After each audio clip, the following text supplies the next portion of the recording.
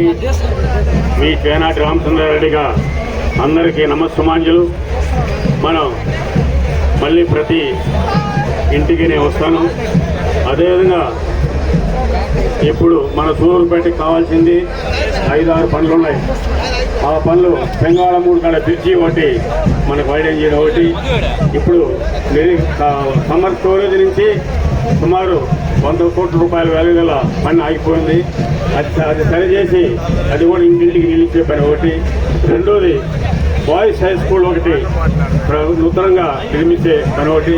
ఇక్కడ under ground bridge చేసి బ్రిడ్జికి అవతల అక్కడ పంచాయతీ ఆఫీస్ కూడా, అక్కడ సమితి ఆఫీస్ మొత్తం కూడా మొత్తం ఒక ఆఫీసర్ని ఒకే దగ్గర నిర్మించి అన్ని కూడా డెవలప్ చేయడానికి జగనన్నని మళ్ళీ తిరిగి రావడం జరుగుతుంది.